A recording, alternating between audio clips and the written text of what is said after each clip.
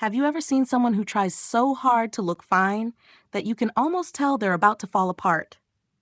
Next week in Emmerdale, everything revolves around Cain, as he's finally forced to tell Moira and the family the truth about the cancer he's been hiding, right as the farm itself teeters on the edge of collapse under financial pressure and problems closing in from every side. And the tragedy isn't just the illness. It's the way Cain locks himself inside silence. The more he hides, the more he has to brace himself, hustle harder, and sink deeper into guilt. When Moira expresses heartfelt gratitude for Cain keeping the farm running while she was away, Cain doesn't feel relief. He feels tortured, because her thanks hits the exact thing he's trying to cover up. Nothing is okay. Bills are piling up, and Joe's threat to report him to the police over the car thefts pushes Cain to admit to Sarah that he's trapped. But the real trap isn't only money or the law, it's psychological. Once someone starts hiding the truth, they have to keep hiding it with more bad decisions until the moment they want to turn back, there's no clean way out. Sarah sees this more clearly than anyone, and she urges Cain to tell Moira, because the longer it goes on, the bigger the price. Ironically, the person being worn down the most is Sarah. She's carrying Cain's secret so heavily that her own marriage is starting to crack. And it gets worse when Belle asks if something's wrong. Sarah hurts because she can't speak, and hurts even more because she feels like she's living under someone else's guilt, even though she hasn't done anything wrong. Some secrets keep the person holding them in constant tension, always afraid of slipping up, of saying the wrong thing, of being looked at differently by the people they love. And when someone starts wishing the truth would just come out already, that's usually a sign they're almost exhausted. The turning point arrives in a brutally ordinary moment, one that still shocks Cain into panic. He notices blood in the toilet. It's a cold warning that he can't keep hiding inside the illusion that he's still in control. Liam tells Cain he has to speak up, and in the end, Cain does the hardest thing. He faces Moira and confesses everything. But Moira's biggest shock isn't just the cancer diagnosis. It's that Cain has kept it from her for an entire month. Being shut out of a life or death truth by the person you love is a different kind of pain. Pain from betrayal, pain from realizing you weren't allowed to be their emotional anchor. Moira feels like she's collapsing as she understands she's been living beside a ticking time bomb without even knowing it. She pushes Cain to tell the whole family, and, more importantly, she wants him to stop putting the farm ahead of his health.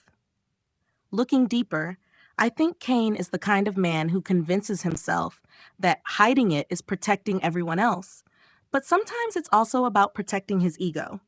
He doesn't want to be seen as weak, doesn't want people worrying, and doesn't want to lose his position as the family's pillar. Cain gathers the Dingles to tell the truth, and this will likely be one of the heaviest psychological scenes, because speaking up isn't just sharing information, it's admitting that from now on, everything will change. At the same time, Moira visits Kim in prison to discuss the farm's future, which makes the threat of losing the farm feel painfully real. And she's forced to act, even while her own emotions are in chaos. Cain also struggles to tell his sons, because for many men, the greatest fear isn't physical pain. It's the feeling that they may no longer be strong enough to carry their family. A reminder from Sam that Cain is loved helps pull him out of isolation and self-punishment. Then, right on cue, Maddie and Ross bring a small flicker of light. They say the TB results in the cattle herd look promising, giving Cain hope that the family has made it around a bend. But placing promising beside cancer, it feels like a fragile kind of hope, because promising doesn't mean safe, and the real fight is still ahead. While Cain's family stands on the line between breakdown and repair, another emotional thread heats up when Graham tells Rona he already knows about Cain's diagnosis. Lydia catches a tense moment between the Exies, the kind of tension where no dialogue is needed for everyone to sense something unresolved. Lydia tells Kim about Graham and Rona, and Kim pretends she doesn't care about her ex-husband. But the more someone insists they're indifferent, the more it often shows the thing still carries weight. Graham then puts everything on the table with a romantic ultimatum. He asks Rona to meet him at the footbridge, and if she doesn't show up, he'll leave for good. I read this less as pressure and more as a cutting the cord. Sometimes people give ultimatums, not because they're selfish, but because they're exhausted by prolonged ambiguity. They need a clear answer so they can finally move forward. The question is whether Rona can choose, or whether she'll stay suspended in the middle because she's afraid of losing both sides. Elsewhere, Laurel opens up to Nicola about the situation at home, while Arthur continues to show stubbornness by bluntly rejecting Jai's job offer. When Gabby confronts him and asks directly about Laurel, Arthur finally admits that he pushed her. That detail stands out to me because it isn't just one wrong action, it signals a lack of control and emotional immaturity.